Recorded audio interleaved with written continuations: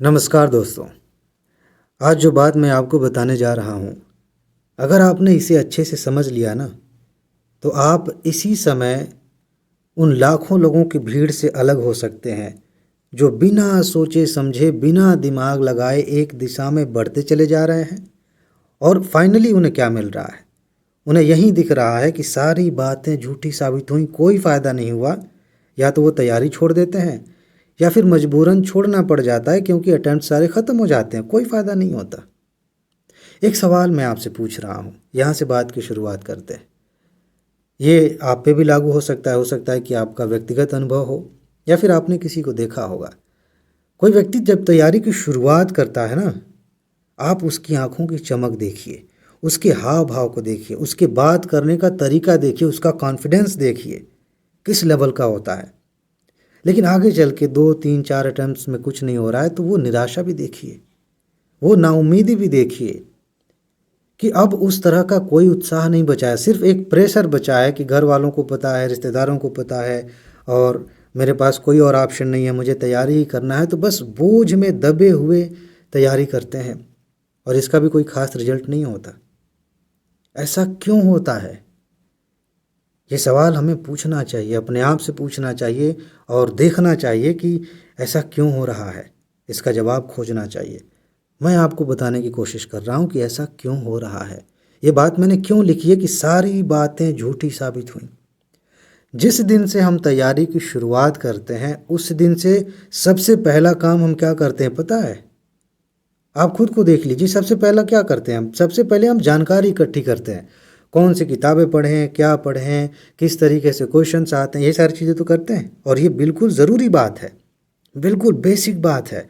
लेकिन यहीं से शुरू में ही हम गलत दिशा में चले जाते हैं, यहीं से ही हम जाल में फंस जाते हैं और अंत तक फंसे रहते हैं। बहुत कम लोग, बहुत थोड़े से लोग हैं जो ये देख पाते हैं कि यह एक जाल है और किस तरीके का जाल है। वो उससे बाहर निकलते हैं और सफल हो जाते हैं। जाल क्या है? गलत दिशा क्या है? मैं आपको समझा देता हूँ। खूब ध्यान से समझिए, खुले दिमाग से समझिए। इतनी तो उम्मीद कर सकता हूँ कि आप आईएएस बनने जा रहे हैं, पीसीएस बनने जा रहे हैं, इतने खुले दिमाग के तो होंगे ही। जब हम तैयारी शुरू करते हैं, हमें बताया जाता है कि इस साल पेपर कठिन आया है, इस साल आसान आया है, या फिर यूपीएससी तो अरे दुनिया की सबसे कठिन परीक्षा है, अरे पीसीएस निकालना इस तरीके से आप निकाल सकते हैं, ऐसे पेपर आते हैं। ये सब हम सुनते हैं, काफ़ी हद तक ठीक भी होता है और काफ़ी हद तक थोड़ा सा माहौल बनाने के लिए भी होता है। उसमें सुन लेना गलत नहीं है, ईमानदारी से उसको मतलब अंदर तक जाने देना भी गलत नहीं है। लेकिन जब फैसला करने की बारी आती है, वहाँ बेहोश हो जाना ये अत्याचार है अपने साथ, खिलवाड़ है अपने भविष्य के साथ। यानी कि जब हम खुद मानने लगते हैं कि यही है वो तरीका जो दूसरों ने बताया है, तब गलत होता है।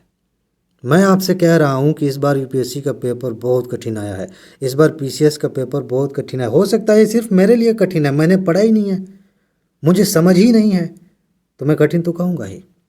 हो सकता है कि मैं कह रहा हूँ कि बहुत आसान है, अरे मज़ा आ गया आपको, तो ये हंसते खेलते कर देना चाहिए। ये वाला क्वेश्चन तो एकदम बच्चों वाला क्वेश्चन था। हो सकता है कि मैंने वही पढ़ाया है 10 सालों से, इसीलिए मैं आसान कह रहा हूँ। इसका आप पर क्या असर होगा? आपके नज़रिए से ये कठिन है या आसान है, ये आप कब जानेंगे? हम में से ज़्यादातर लोग यही गलती करते हैं कि हम दूसरों की नज़र से, दूसरों के नज़रिए से अपने एग्ज़ाम को देखते हैं। अगर हम यूपीएससी की तैयारी कर रहे हैं, तो यूपीएससी का कुछ टॉपर्स को हमने पसंद कर लिया है, कुछ टीचर्स को पसंद कर लिया है, वो जो बता रहे हैं हम वही करते चले जा रहे हैं। अगर हम पीसीएस की तैयारी कर रहे हैं, तो यही बात यहाँ भी लागू होती है कि अरे हमारे टीचर इतने अच्छे टीचर हैं, इनकी बात गलत कैसे हो सकती है? भाई उनकी बात गलत ही होगी तब जब आपकी बारी आएगी। आपको फैसला करना है। आप मुझे बहुत प्रेम करते हैं, मुझसे बहुत लगाव रखते हैं, लेकिन जो चीज़ मैं देख रहा हूँ वो मेरे नज़रिए से ही तो दिख रही है। जिस चीज़ को मैं आसान कह रहा हूँ, हो सकता है कि मैं जब हाई स्कूल में पढ़ रहा था, कक्षा 5वीं में पढ़ रहा था, तब से मेरा उसमें इंटरेस्ट था, तब से मुझे मज़ा आ रहा था उसे पढ़ने में, उसे सोचने में। तो मैं उसे देख के कह रहा हूँ अरे ये तो बच्चों वाला सवाल है। और हो सकता है कि आपने कभी उसे देखा ही ना हो, कभी आपने सोचा ही ना हो उस बारे में, तो आपके लिए वो असंभव सा सवाल लगेगा। ये चीज़ हम समझते नहीं है, पता नहीं क्यों नहीं समझते हैं।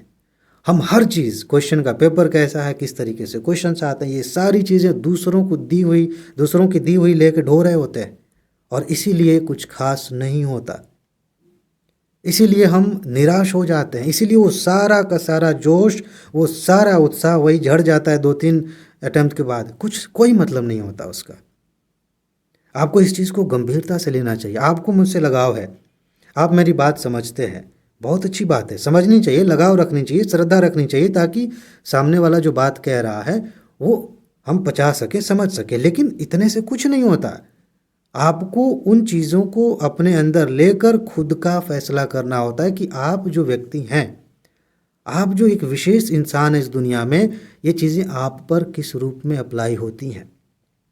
यानी कि क्वेश्चन पेपर कैसा है, एग्ज़ाम कैसा है, थोड़ा थोड़ा आपको बाहर से जानने की ज़रूरत पड़ती है, लेकिन जब इतना जान गए तो सही मायने में असली स्टेप ये होता है कि आप अपनी हैसियत देखें, बिना किसी और के नज़रिए से, बिना किसी की बात सुने, खुद को जांचें कि आप अभी कहाँ खड़े हैं।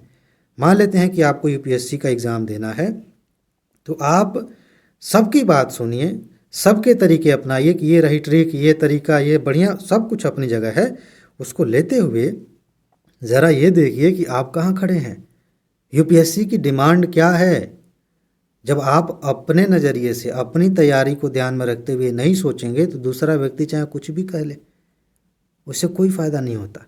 और इसीलिए जब हम दूसरों के रास्ते पर चलते हैं, दूसरों के बताए तरीके पर चलते हैं, बिना ये जाने कि ये चीज़ें हमारे काम की हैं कि नहीं, हो सकता है कि किसी ने आपको कोई उपाय बताया और वो आप पे मतलब सूट कर रहा है, बढ़िया है, लेकिन जब हम जांचेंगे तभी तो पता चलेगा। बस आंख बंद करके इसलिए कर रहे हैं क्योंकि किसी ने कह दिया, किसी ने पहली रैंक ला दी, वही करके हम भी करेंगे, हमारा भी आ जाएगा। ऐसे करेंगे तो कुछ नहीं होगा। इस तरीके से हम आगे बढ़ते हैं और फाइनली हमें एहसास होता है कि सारी बातें झूठी साबित हुई हैं, इनका कोई मतलब नहीं है। लेकिन जब हमें ये करना होता है तो दिमाग कहता है कि यार बड़ा मेहनत लग रहा है, फालतू का इतना दिमाग लगाना है, इतने अनुभवी लोग बैठे हैं, उनके आगे तो हम कुछ भी नहीं है, इन्हीं की बात सुन लेते हैं। वो आसान लगता है, अच्छा लगता है, और उसमें थोड़ा सा आपको ऐसे दिखाया जाता है कि अरे ये तो कुछ नहीं है, ऐसे कर सकते हैं। भाई हो सकता है सही में कुछ ना हो, लेकिन कम से कम जान तो लीजिए कि आप कहाँ खड़े हैं। हम जब दूसरों के बताए रास्ते पर चलते हैं तो हमेशा भ्रमित होते हैं। मैं फिर से कह रहा हूँ कि दूसरों की बातें सुनना गलत नहीं है, लेकिन दूसरों की बातें सुन के उसे ऐसे ही मान लेना कि ये बहुत महान व्यक्ति हैं इसलिए इनकी बात मान लेनी चाहिए, ये गलत है। आप इस पर समय दीजिए कि अपनी हैसियत पहचानिए। हैसियत का मतलब कि जितनी ज़रूरत है, जितनी तैयारी की ज़रूरत है, उस लिहाज से आज आप कहाँ पे खड़े हैं। अगर आप ये पहचान लेते हैं तभी आप जान पाएंगे कि कहाँ पर काम करने की ज़रूरत है। मैं आपसे कहूँ कि ये विषय बहुत कठिन है और आप मान लें, हो सकता है कि आप उस विषय को जब पढ़ते तो सबसे ज़्यादा मज़ा आपको उसी में आता, लेकिन चूंकि आपने मान लिया है तो सही में वो धीरे धीरे कठिन होता चला जाएगा और आप खुद अपने ही दिमाग में सबूत बना लेंगे कि हाँ भाई इस वजह से इस वजह से इस वजह से कठिन है। इतिहास इसलिए कठिन है क्योंकि उसमें बहुत सारी डेट्स होती हैं। इकॉनमी इसलिए कठिन है क्योंकि उसमें बहुत सारे कंसेप्ट होते हैं जो समझ में नहीं आते, बहुत सारे टर्म होते हैं। और ऐसे ही इन्वायरमेंट इसलिए कठिन है, पॉलिटी इसलिए कठिन है, दुनिया भर की चीज़ें, तो इसका तो कोई अंत ही नहीं है। आप जब खुद से पढ़ने जाएंगे, खुद से समझने की कोशिश करेंगे, तब सच्चाई पता चलती है कि कौन सा विषय आपके लिए ठीक है, किस में थोड़ी ज़्यादा मेहनत करने की ज़रूरत पड़ती है। ऐसे ही पैटर्न में अगर मैं बात करूं कि पेपर कठिन है कि आसान है, जब आप खुद पढ़कर अपने हिसाब से देखने की कोशिश करते हैं तब हकीकत सामने आती है। वरना सारे लोग, जितने भी लोग बातें बता रहे हैं, ये उनका व्यक्तिगत मानना है, उनकी खुद की पर्सनल राय है। ये 100% आप पे लागू नहीं होती, लेकिन हम ज़बरदस्ती खुद पे थोप लेते हैं और इसीलिए निराशा हाथ लगती है। इसीलिए बहुत अधिक समय खराब हो जाता है, जवानी इसी में खप जाती है।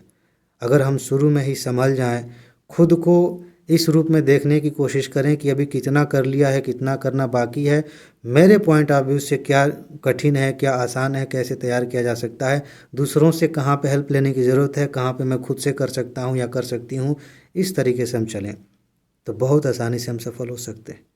बहुत अधिक हमारा समय बच सकता है, बहुत कम मेहनत में सफलता मिल सकती है। बस एक हिम्मत की ज़रूरत है, और हिम्मत ये कि दुनिया का कोई भी व्यक्ति, यहाँ तक कि भगवान, ईश्वर, अल्लाह, जो भी, कोई भी आके कहे कि ऐसे ऐसे चलो हो जाएगा, हमें नहीं मानना है। हमें खुद से पहले देखना है कि हम उस रास्ते पर चलने के लायक हैं कि नहीं। चलेंगे तो क्या बाधा आ सकती है, और बाधा आएगी तो उसको उसको मतलब तोड़ने के लिए, उससे आगे बढ़ने के लिए हमारे पास उपाय है कि नहीं। हम अपना रास्ता खुद बनाएंगे। ऐसी अगर हिम्मत आपके पास है, ऐसा नज़रिया आपके पास है, तो आपको सफल होने से कोई नहीं रोक सकता। हो सकता है कि एक बार आप कुछ नंबर से आपका ना हो, लेकिन इतना मान के चलिए कि सफल होना आप जैसे लोगों के लिए ही है, जो दूसरों के बताए रास्ते पर चल रहे हैं, बिना सोचे समझे आंख बंद करके। वो सिर्फ भीड़ थे, भीड़ का हिस्सा थे और रहेंगे। कुछ खास होने वाला नहीं। उसमें से तुक्के से कुछ लोग हो भी जाते हैं, लेकिन ज़्यादातर जितने भी सफल लोग हैं, थोड़ा सा उनकी लाइफ को ऑब्जर्व करिए। जो सिंसियर हैं, जो झूठ बोल रहे हैं, उनकी बात मैं नहीं कर रहा हूँ। जो पब्लिसिटी के लिए बोल रहे हैं उनकी बात नहीं कर रहा हूँ। बातों में समझ में आ जाता है। उनके उनके जीवन को देखिए, जो ईमानदारी से बात करते हैं, उनके पढ़ाई के तरीके को देखिए। कहीं ना कहीं आपको साफ साफ ये दिख जाएगा कि इन्होंने अपना तरीका खोज लिया था। इन्होंने कोचिंग भी करी होगी, नहीं भी करी होगी, खुद से पढ़ा होगा, यूट्यूब से सहायता ली होगी, गूगल से सहायता लिया होगा, लेकिन इन्होंने खोज लिया था अपना रास्ता। और उस रास्ते में जो जो चीज़ें चाहिए थी, इन्होंने वैसे वैसे लिया और आगे बढ़े, सफल हो गए। ये दिखेगा आपको। इसी की ज़रूरत है। वरना अंत में वही होता है कि सारी बातें झूठी साबित होती हैं। जिसने कही थी उसके लिए सही हो सकती हैं, हमारे लिए झूठी होती हैं। हमारे लिए सही बातें वही हो सकती हैं जो हमारे काम की हैं, जो हम पर लागू होती हैं और जो हमें सही रास्ता दिखाती हैं, जो हमें जल्दी सफल बनाने की ओर ले जाती हैं, जो हमारा समय बचाती हैं, जो हमारी एनर्जी बचाती हैं। मेरे ख्याल से आपको बात समझ में आ गई होगी। इसमें बस इतना ही कहना था। अपना ख्याल रखिए, खुश रहिए, मस्त रहिए, मुस्कुराते रहिए, जल्दी से सफल होइए और ज़िंदगी को एंजॉय करिए। आगे मिलते हैं। नमस्कार।